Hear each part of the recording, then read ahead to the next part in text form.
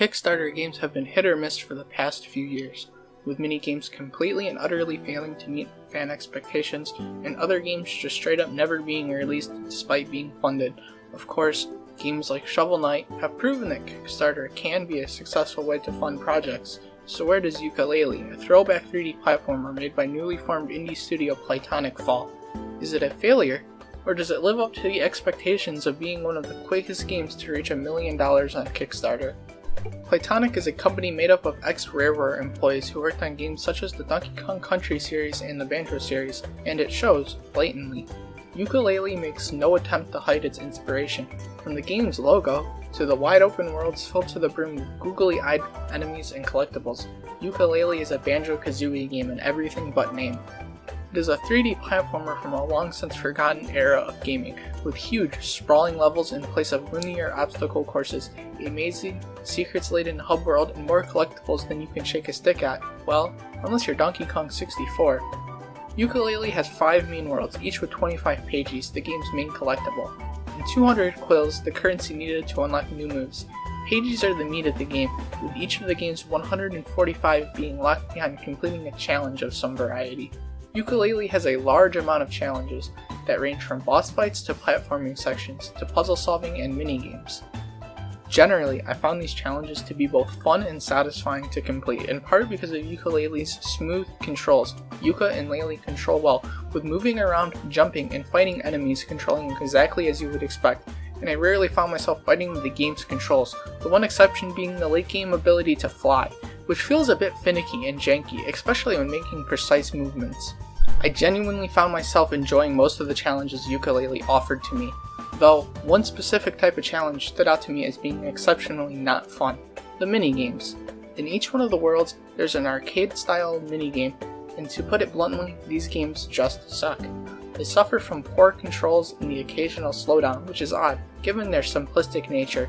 Completionists will find themselves having to complete each of these games twice as well, once to beat the game, and a second time to get the high score, because for whatever reason, even if you beat the high score on your first attempt, you do not get the pagey for that completion. It is just bad game design. In addition, there is no quick way to restart these minigames. You are forced to go back and go through about 30 seconds of dialogue before retrying the minigame. Outside of those minigames, boss fights are probably where Yooka-Laylee falters the most. Each of the 5 worlds has a boss fight, and throughout each fight, you'll make full use of the vast majority of your moveset. However, the problem is a lot of these fights end up not being all that fun. The fights are either just bland, take too long to complete, or are too gimmicky in nature. The final boss in particular suffers from an absurd lack of checkpoints and health pickups, and given the fact that this fight can take around 10 minutes to complete, you can just imagine the annoyance of dying near the end. My last major complaint deals with the game's minecart challenges. Each one of the 5 worlds has a minecart challenge that is obviously inspired by the Donkey Kong Country games. The problem with these sections is mainly that they control poorly. You have the ability to slow down and speed up, but it just feels off. Similarly, you have the ability to shoot a cannon to destroy certain obstacles and enemies. However, using the cannon is on a cooldown, and there is no indicator on how long that cooldown is. Control issues aside, these minecart challenges are just wholly bland outside of the music and one boss fight that takes place on a minecart. Compared to Donkey Kong Country games, they lack the tension and dynamic nature that made them so interesting and fun to begin with. Lastly, these minecart sections suffer from the same lack of a quick retry that the minigames do, forcing you to die and go through dialogue each time you need to restart. Camera control is core to any 3D platformer, and Yooka-Laylee has been criticized heavily for the camera. However, I had little problem with the camera in this game. It controlled fine, and I never found myself dying or making mistakes during platforming because of the camera. That is not to say that the camera is without issues. The game locks the camera in a fixed position at weird moments, which ends up feeling a bit janky, especially when moving quickly between 2 places where the camera is fixed and not fixed. I would like to see some refinements made to the overall system, but I never found it to be a huge problem, especially given what I was reading pre-release. Level design is probably one of the most important parts of any platformer, and I enjoyed each one of Yooka-Laylee's worlds, even the game's casino world, which I was dreading prior to the game's release. The worlds are large, but they never feel overwhelming, like in games like Banjo-Tooie. Yooka-Laylee reaches a middle ground between a game like Kazooie and a game like Tooie with level design, especially when you take into account the ability to expand the game's worlds, a mechanic that I find to be especially clever. Each level can be expanded, adding additional areas, challenges, and NPCs to the base world. I really enjoyed this mechanic, as it allowed me to get a feel of each level, understanding where everything in the world is and how to get around the area, which made the larger, expanded worlds more easily digestible. That's not to say that the level design is without flaws, because it isn't. I wish the game made it more obvious whether or not you had the appropriate abilities to solve certain puzzles, and other puzzles feel like their solution is a bit convoluted. Overall, I loved the time I spent exploring Yooka-Laylee's diverse worlds, even if they occasionally had their flaws. I never felt like I was aimlessly walking around looking for things to do, and for a game with levels as large as Yooka-Laylee's, that's a huge accomplishment.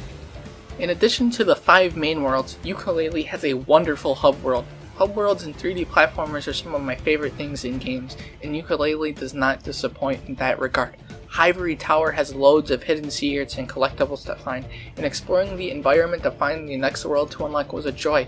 Playtonic did a wonderful job at recreating the feel of exploring something like Gruntilda's lair for the first time, though the mandatory quiz segments you'll encounter throughout the hub world probably could have been left out.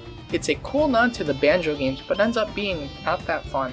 In the end, I enjoyed the gameplay of Yooka-Laylee. Even with its flaws, the camera could use refining and some of the challenges were a bit questionable, but I was able to look past the problems because Playtonic created a world that was so much fun to explore, even with the blemishes. Yooka-Laylee is a beautiful looking game with large, intricately detailed and colorful worlds throughout. The game faithfully brings the style of Rareware 3D platformers and brings it to the modern era successfully. It runs beautifully as well. I was able to maintain a solid 60 frames per second throughout the majority of the game on a moderately powerful PC, only suffering drops of about 10 or so during some of the minigames. Though, there are some weird technical issues throughout. Loading screens, for example, hitch and freeze randomly, making it seem like the game has crashed. It's not a huge game-breaking deal, but it's the type of thing where I have to wonder how it got past testing. Characters, humor, and even story have always been a big part of the Rareware style. Yooka-Laylee succeeds at some of these things and ends up failing at others. The humor, for example, is great at times, but groan-worthy at others. The game has an over-reliance on fourth wall breaking jokes, which I feel miss the mark. The cast of characters is great, and Playtonic did a wonderful job at creating a diverse, wide supporting cast. The main villain might not be as memorable as Gruntilda was, but Trouser, the pants-wearing snake who sells you new abilities, or Rextro, the polygonal dinosaur stuck in the past, were both great characters, not to mention the multitude of other characters. Playtonic did a great job at creating and developing the world of Yooka-Laylee, and I hope to see it expanded in the future as there is tons of potential there. Yooka-Laylee's music is composed by Grant Kirkhope and David Wise. I shouldn't really need to say anything else, but I will. Kirkhope's tracks are fantastic. They fit the worlds they are in and are super catchy, just like the music from the original Banjo games. The only complaint I can muster about Kirkhope's music is that it's perhaps too similar to the Banjo games' music. David Wise's music is phenomenal, as to be expected, but I wish he had a few more songs throughout the game. Sound effects, on the other hand, don't fare as well. The squawks, squeaks, grunts, and groans as characters talk are annoying, not charming. It's the type of thing that should have stayed in 1998. At the beginning of the review, I asked whether or not Yooka-Laylee succeeded in living up to the expectations of its Kickstarter, or if it failed. Truthfully, the answer is probably somewhere in the middle.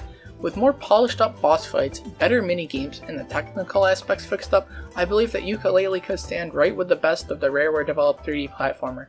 As it stands, however, Yooka-Laylee is still a great game, but it's missing something to make it truly amazing.